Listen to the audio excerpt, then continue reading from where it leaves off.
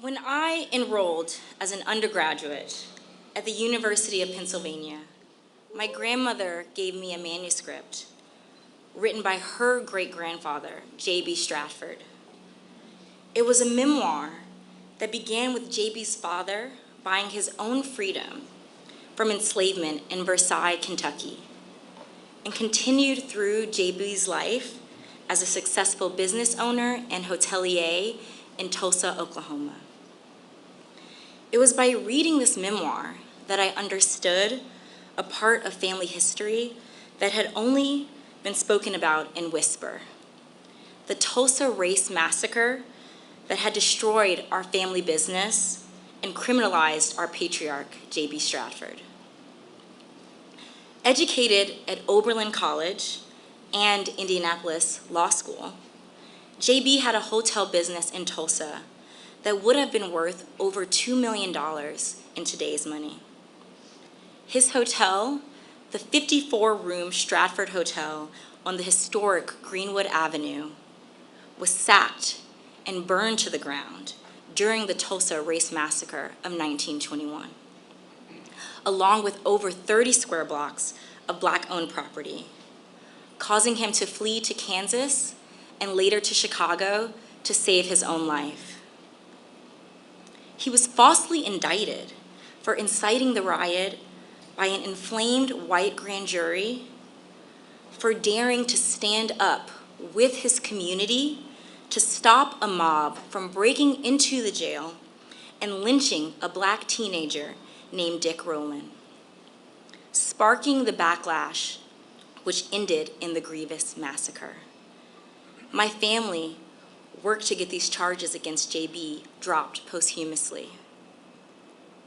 I know how lucky I am to have this family history passed down from generation to generation.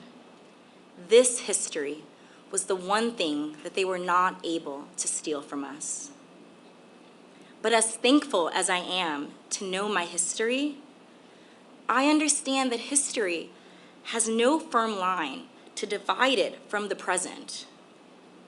Just as there are survivors still with us today from this tragic event, the mentality of the mob to declare that there would never again be another Black Wall Street in Tulsa, that mentality also still survives in many institutions and unfortunately in many people's hearts.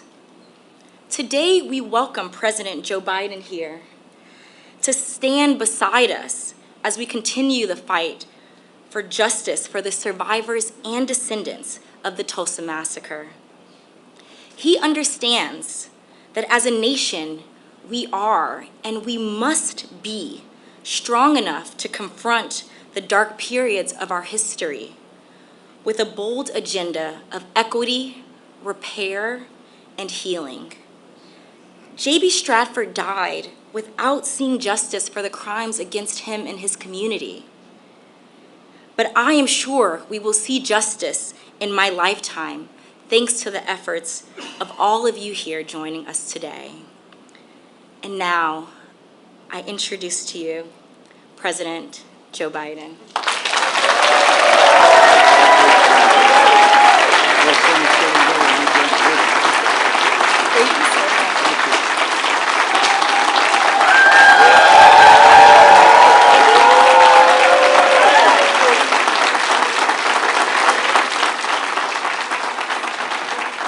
Thank you. Please, if you have a seat, sit down. And I got to make one check here.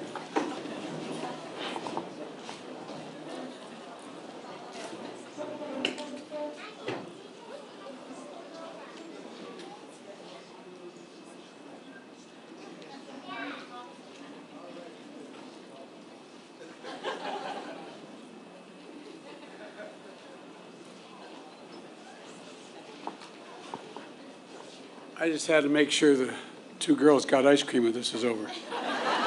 Imagine how excited you'd be when you're 4, 5, almost 5 years old, coming to hear a president speak. My Lord. In my faith, we call that purgatory. Lauren, thank you for that gracious introduction. And in case you were wondering, in Delaware, we're a small state. We have the 8th largest black population in America, and we have one of the most talented members of Congress. And so if I didn't walk around and pay my tribute to Lisa Blunt Rochester, my congresswoman, immediately, that was... Al, how are you, Rev? Good to see you. We've got a distinguished group of people here, and I want to thank Lauren for sharing the powerful story and for helping the country understand what's happening here. And to all the descendants here today, and to the community and civil rights leaders and members of the Congressional Black Caucus that are here, thank you for making sure we all remember, that we never forget. You know, there's a verse in 1 Corinthians that says, "For now we see in a mirror dimly, but then face to face, now I know in part, then I shall know fully." It is, I just toured the Hall of Survivors here in Greenwood Cultural Center. And I want to thank the incredible staff for hosting us here. And I mean that sincerely, thank you. And if I didn't say what my father would insist on, please excuse my back. I apologize. But in the tour I met Mother Randall, who's only 56 years old. God love her. And Mother Fletcher, who's 67 years old. And her brother, Van Ellis, who's 100 years old. And he looks like he's 60. Thank you for spending so much time with me. I really mean it. It was a great honor, a genuine honor. You are the 3 known remaining survivors of a story seen in the mirror dimly. But no longer. Now your story will be known in full view. The events we speak of today took place 100 years ago, and yet I'm the first president in 100 years ever to come to Tulsa. And I say that not as a compliment about me, but to think about it. 100 years and the first president to be here during that entire time. And in this place, in this ground, to acknowledge the truth of what took place here. For much too long, the history of what took place here was told in silence, cloaked in darkness. But just because history is silent, it doesn't mean that it did not take place. And while darkness can hide much, it erases nothing. It erases nothing. Some injustices are so heinous, so horrific, so grievous, they can't be buried, no matter how hard people try. And so it is here. Only with truth can come healing and justice and repair. Only with truth, facing it. But that isn't enough.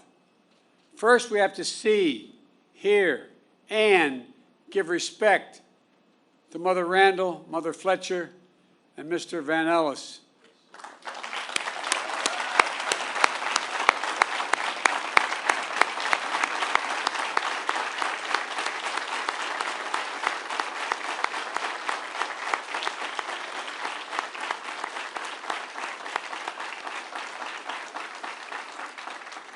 And to all those lost so many years ago, to all the descendants of those who suffered, to this community, that's why we're here, to shine a light, to make sure America knows the story in full. May 1921, formerly enslaved black people and their descendants are here in Tulsa, a boomtown of oil and opportunity and a new frontier. On the north side, across the rail tracks that divided the city already segregated by law, they built something of their own, worthy of their talent and their ambition. Greenwood, a community, a way of life. Black doctors and lawyers, pastors, teachers, running hospitals, law practices, libraries, churches, schools. Black veterans, like the man I had the privilege of giving a command coin to, who fought, volunteered and fought and came home and still faced such prejudice.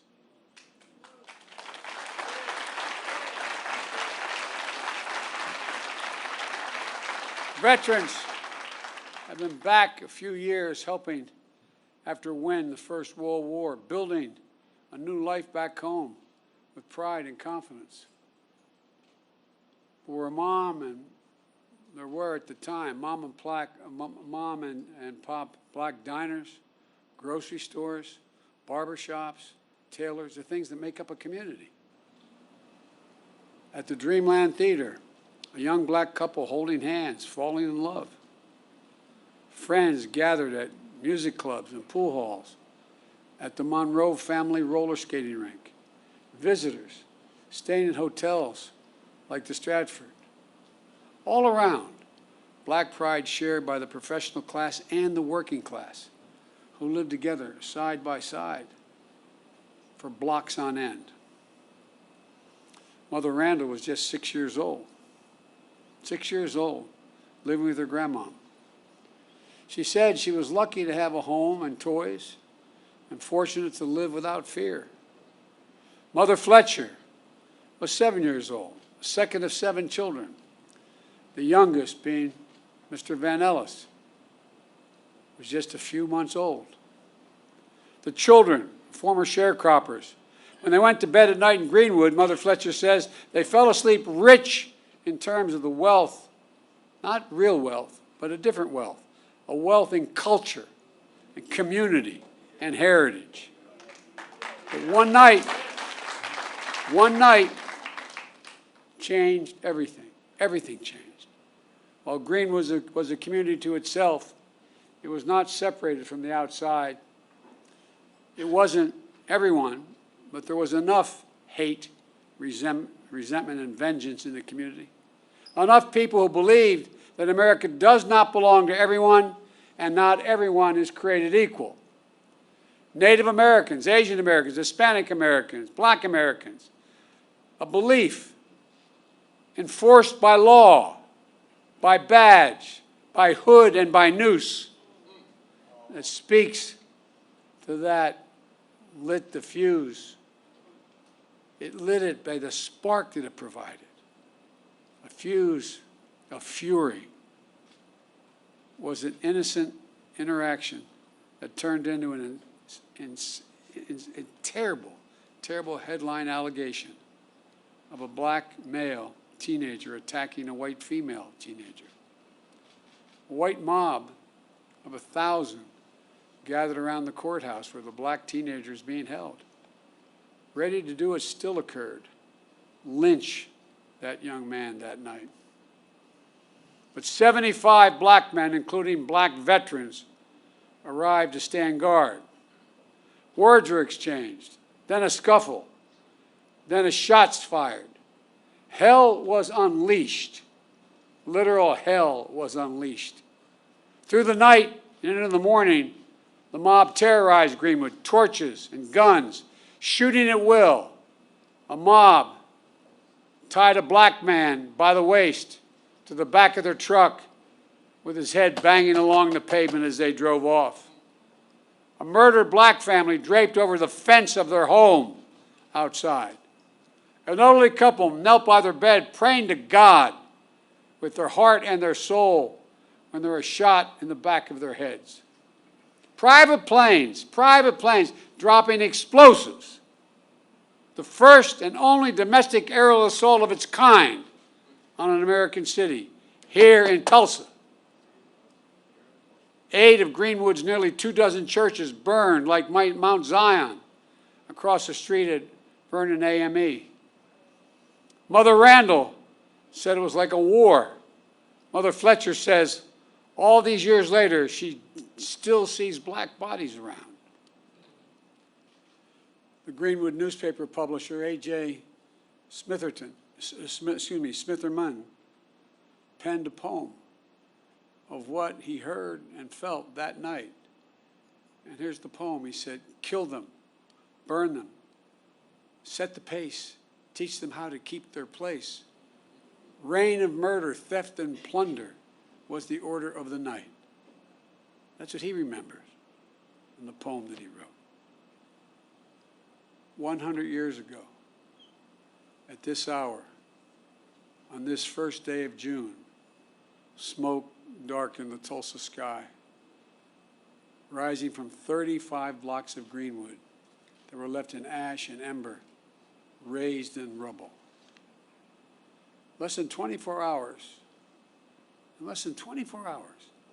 1,100 black homes and businesses were lost. Insurance companies, they had insurance, many of them, rejected claims of damage. 10,000 people were left destitute and homeless, placed in internment camps. As I was told today, they were told, "Don't you mention you were ever in a camp, or we'll come and get you." That's what survivors told me. Yet no arrests of the mob were made, none. No proper accounting of the dead. The death toll records by local officials said there were 36 people. That's all, 36 people. Based on studies, records, and accounts, the likely number is much more in the multiple of hundreds. Untold bodies dumped into mass graves. Families who at a time waited for hours and days to know the fate of their loved ones are now descendants who have gone 100 years without closure. But you know, as we speak, the process of exhuming the unmarked graves has started. And at this moment, I'd like to pause for a moment of silence for the fathers, the mothers, the sisters, sons and daughters, friends of God and Greenwood. They deserve the dignity and they deserve our respect. May their souls rest in peace.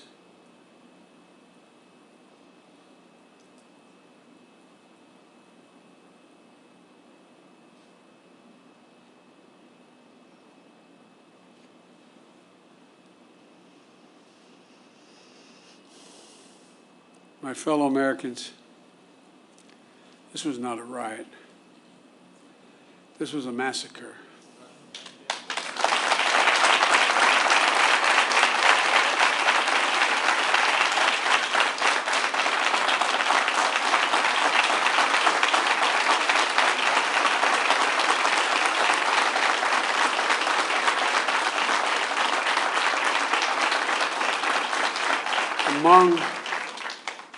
Among the worst in our history, but not the only one. And for too long, forgotten by our history. As soon as it happened, there was a clear effort to erase it from our memory, our collective memories, from the news and everyday conversations. For a long time, schools in Tulsa didn't even teach it, let alone schools elsewhere. And most people didn't realize that a century ago, the second Ku Klux Klan had been founded. The second Ku Klux Klan had been founded. A friend of mine, John Meacham, I'd written when I said I was running to restore the soul of America. He wrote a book called The Soul of America, not because of what I said. And there's a picture about page 160 in the book showing over 30,000 Ku Klux Klan members in full regalia, Reverend, pointed hats, the robes, marching down Pennsylvania Avenue in Washington, D.C., Jesse, you know all about this. Washington, D.C. If my memory is correct, there were 37 members of the House of Representatives who were open members of the Klan.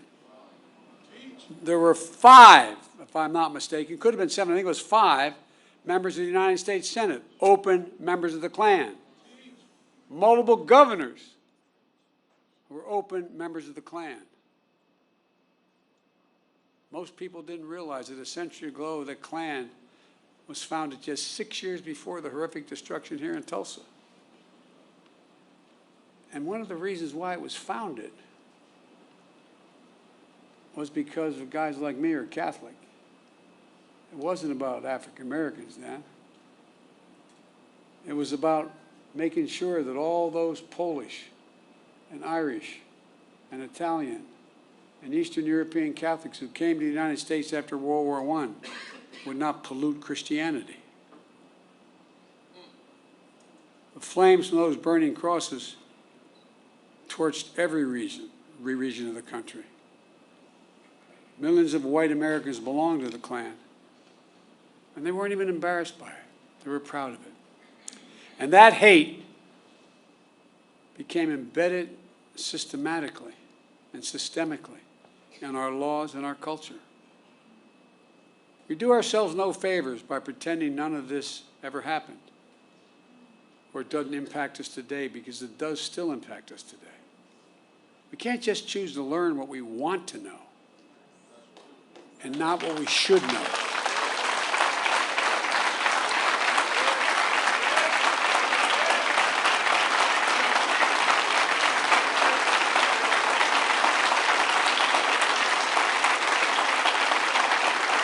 We should know the good, the bad, everything.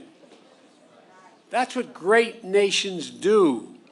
They come to terms with their dark sides. And we're a great nation. The only way to build a common ground is to truly repair and to rebuild. I come here to help fill the silence, because in silence, wounds deepen. And only, as painful as it is, only in remembrance do wounds heal. We just have to choose to remember. We memorialize what happened here in Tulsa, so it can't be erased. We know here, in this hallowed place, we simply can't bury pain and trauma forever. And at some point, there'll be a reckoning, an inflection point, like we're facing right now as a nation. What many people hadn't seen before or simply refused to see cannot be ignored any longer. You see it in so many places. And there's greater recognition that for too long we've allowed a narrowed, cramped view of the promise of this nation to fester. The view that America is a zero-sum game where there's only one winner. If you succeed, I fail. If you get ahead, I fall behind. If you get a job, I lose mine. And maybe worst of all, if I hold you down, I lift myself up. Instead of, if you do well, we all do well. We see that in Greenwood. This story isn't about the loss of life, but a loss of living, of wealth and prosperity and possibilities that still reverberates today. Mother Fletcher talks about how she was the only able to attend school in the 4th grade and eventually found work in the shipyards as a domestic worker. Mr. Van Ellis has shared how even after enlisting and serving in World War II, he still came home to struggle with a segregated America. Imagine all those hotels and dinners and mom and pop shops that could have been passed down this past 100 years. Imagine what could have been done for black families in Greenwood. Financial security and generational wealth. If you come from backlines like my family, working class, middle class families, the only way we ever able to generate any wealth was inequity in our homes. Imagine what they contributed then and what they could have contributed all these years. Imagine a thriving Greenwood in North Tulsa for the last 100 years, what that would have meant for all of Tulsa, including the white community. While the people of Greenwood rebuilt again in the years after the massacre, it didn't last. Eventually, neighborhoods were redlined on maps, locking Black Tulsa out of home ownership. A highway was built right through the heart of the community. Lisa, I was talking about our west side, what 95 did after we were occupied by the military, after Dr. King was murdered. The community, cutting off black families and businesses from jobs and opportunity. Chronic underinvestment from state and federal governments denied Greenwood even just a chance of rebuilding. We must find the courage to change the things we know we can change. That's what Vice President Harris and I are focused on, along with our entire administration, including our Housing and Urban Development Secretary, Marcia Fudge, who's here today.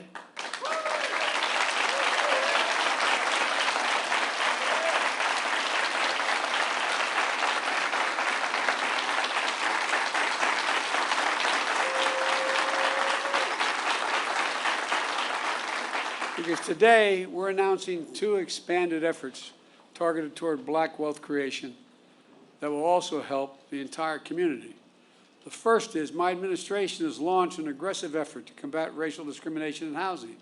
That includes everything from redlining to the cruel fact that a home owned by a black family is too often appraised at a lower value than a similar home owned by a white family.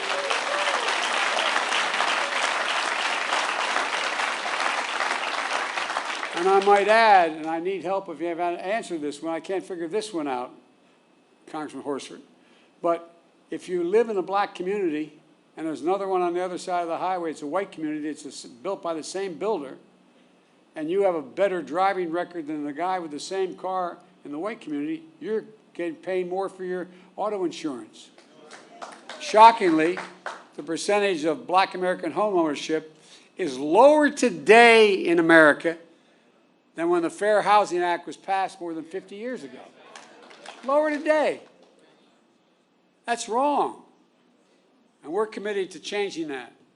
Just imagine if instead of denying millions of Americans the ability to own their own home and build generational wealth, we made it possible for them to buy a home and build equity into that home and provide for their families. Second, small businesses are the engines of our economy and the glue of our communities. As president, my administration oversees hundreds of billions of dollars in federal contracts for everything from refurbishing decks of aircraft carriers to installing railings in federal buildings to professional services. We have a thing called, I won't go into it all, but there's not enough time now, but I'm determined to use every taxpayer's dollar that is assigned to me to spend going to American companies and American workers that build American products. And as part of that, I'm going to increase the share of the dollars the federal government spends to small disadvantaged businesses, including black and brown small businesses. Right now it calls for 10%. I'm going to move that to 15% of every dollar spent will be spent with those. I have the authority to do that. Just imagine if instead of denying millions of entrepreneurs the ability to access capital and contracting, we made it possible to take their dreams to the marketplace to create jobs and invest in our communities. The data shows young black entrepreneurs are just as capable of succeeding given the chance as white entrepreneurs are. But they don't have lawyers, they don't have accountants, but they have great ideas. Does anyone doubt this whole nation would be better off from the investments those people make? And I promise you, that's why I set up this National Small Business Administration that's much broader, because they're going to get those loans. Instead of consigning millions of American children to under-resourced schools, let's get each and every child 3 and 4 years old access to school, not daycare, school.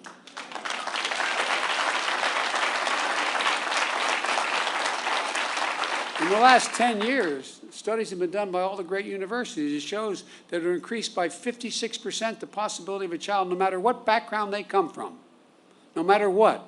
If they start school at 3 years old, they have a 56% chance of going all through all 12 years without any trouble. and being able to do well. And a chance to learn and grow and thrive in a school and throughout their lives. And let's unlock more than an incredible creativity and innovation that will come from the nation's historically backed colleges and universities. No, I have a $5 billion a year program giving them the resources to invest in research centers and laboratories in high-demand fields to compete for good-paying jobs in industries of the future like cybersecurity. The reason why they don't, their students are equally able to learn as well and get the good-paying jobs that start at $90,000 and $100,000, but they don't have the money to provide and build those laboratories. So guess what? They're going to get the money to build those laboratories. So instead of just talking about infrastructure, let's get about the business of actually rebuilding roads and highways, filling the sidewalks and cracks, installing streetlights and high-speed internet, creating space to live and work and play safely. Let's ensure access to health care, clean water, clean air, nearby grocery stores, stocked with fresh vegetables and food that in fact deal with. I mean, these are all things we can do. Does anyone doubt this whole nation will be better off with these investments? The rich will be just as well off, the middle class will do better, and everybody will do better. It's about good paying jobs, financial stability, and being able to build some generational wealth. It's about economic growth for our country and outcompeting the rest of the world, which is now outcompeting us. But just as fundamental as any of these investments I've discussed is maybe the most fundamental: the right to vote. The right to vote.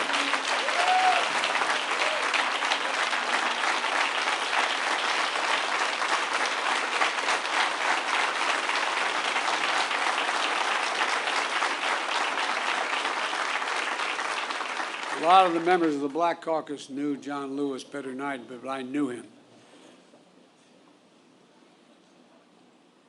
On his deathbed, like many, I called John to speak to him. Rev, all John wanted to do is talk about how I was doing. He died, I think, about 25 hours later. But you know what John said? He called the right to vote precious, almost sacred. He said the most powerful, nonviolent tool we have in a democratic society. This sacred right is under assault with incredible intensity like I've never seen, even though I got started as a public defender and a civil rights lawyer. With an intensity and aggressiveness that we've not seen in a long, long time. It's simply un-American. It's not, however, sadly, unprecedented. The creed, "We shall overcome," is a long-time mainstay of the civil rights movement, as Jesse Jackson can tell you better than anybody. The obstacle to progress that have to be overcome are a constant challenge. We saw it in the 60s, but with the current assault is not just an echo of a distant history. In 2020, we faced a tireless assault on the right to vote. Restrictive laws, lawsuits, threats of intimidation, voter purges, and more. We resolved to overcome it all, and we did. More Americans voted in the last election than in the midst of a pandemic, than any election in American history. You got voters registered. You got voters to the polls. The rule of law held. Democracy prevailed. We overcame. But today, let me be unequivocal. I've been engaged in this work my whole career, and we're going to be ramping up our efforts to overcome again.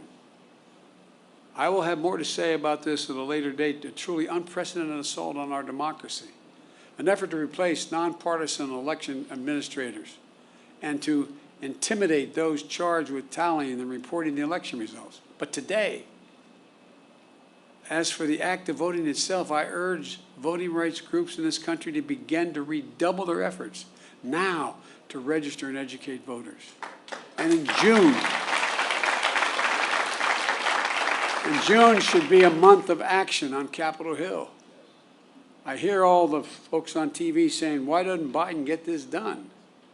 Well, because Biden only has a majority of effectively 4 votes in the House and a tie in the Senate, with 2 members of the Senate who vote more with my Republican friends. But we're not giving up.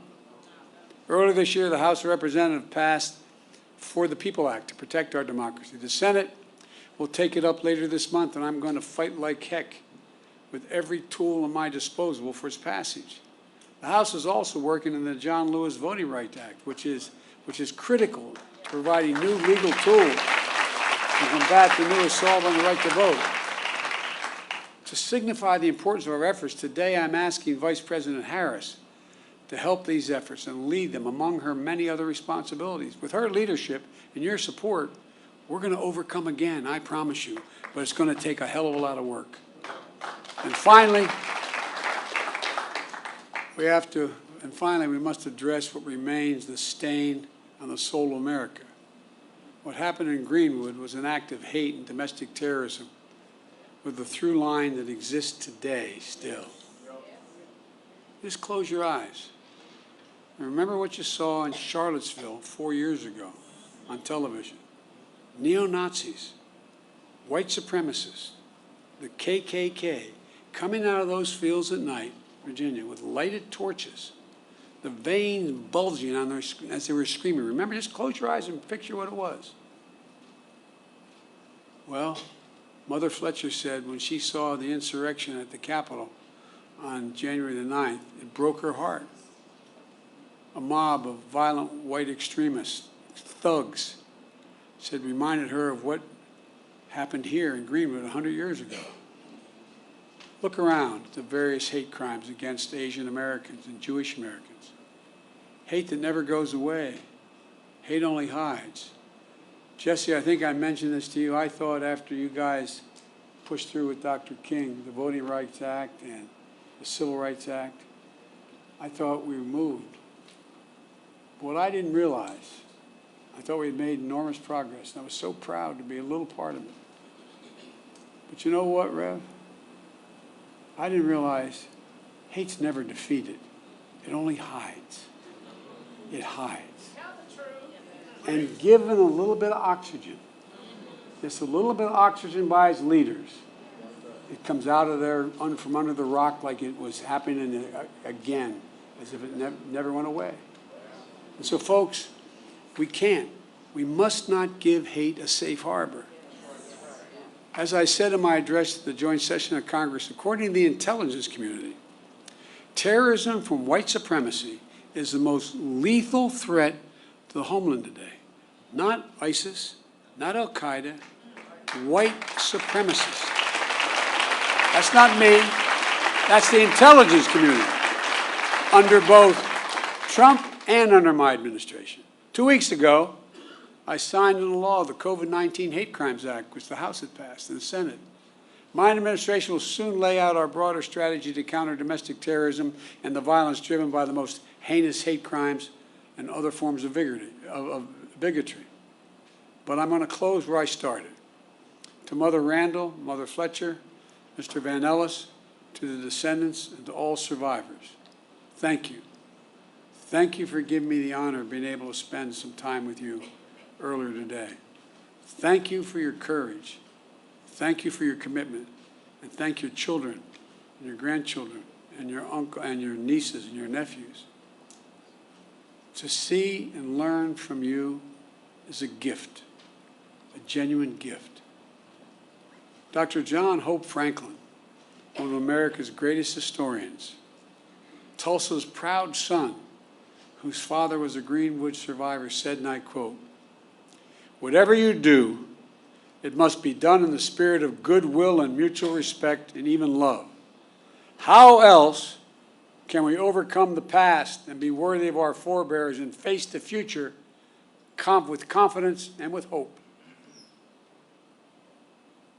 On this sacred and solemn day, may we find that distinctly Greenwood spirit that defines the American spirit, a spirit that gives me so much confidence and hope for the future, that helps us see face to face, a spirit that helps us know fully who we are and who we can be as a people and as a nation. I've never been more optimistic about the future than I am today. I mean that. The reason is because of this new generation of young people. They're the best educated. They're the least prejudiced. They're the most open generation in American history. And although I have no scientific basis for what I'm about to say, but those of you who are over 50, how often did you ever see advertisements on television with black and white couples? Not a joke. I challenge you, find today, when you turn on the stations, sit on one station for 2 hours, and I don't know how many commercials you'll see, lay 8 to 5. 2 to 3 out of 5 have mixed-race couples in them. That's not by accident. They're selling soap, man. Not a joke. Remember old Pat Goodell used to say, you want to know what's happening in American culture? Watch advertising. Because they want to sell what they have. We have hope in folks like you, honey. I really mean it. We have hope, but we've got to give them support. We have got to give them the backbone to do what we know has to be done. Because I doubt whether any of you would be here if you didn't care deeply about this. You're sure the devil didn't come to hear me speak. But I really mean it. I really mean it. Let's not give up, man. Let's not give up. As the old saying goes, hope springs eternal. I know we've talked a lot about famous people, but my colleagues in the Senate used to always kid me because I was always quoting Irish poets. They think I did it because I'm Irish. They think I did it because, as we Irish, we have a little chip on our shoulder, a little bit sometimes. That's not why I did it. I did it because they're the best poets in the world. You can smile. It's okay. It's true. There's a famous poet who wrote a poem called The Cure at Troy, Seamus Heaney. And there's a stanza in it that I think is the definition of what I think should be our call today for young people. He said, history teaches us not to hope on this side of the grave, but then, once in a lifetime, that longed-for tidal wave of justice rises up, and hope and history rhyme. Let's make it rhyme. Thank you.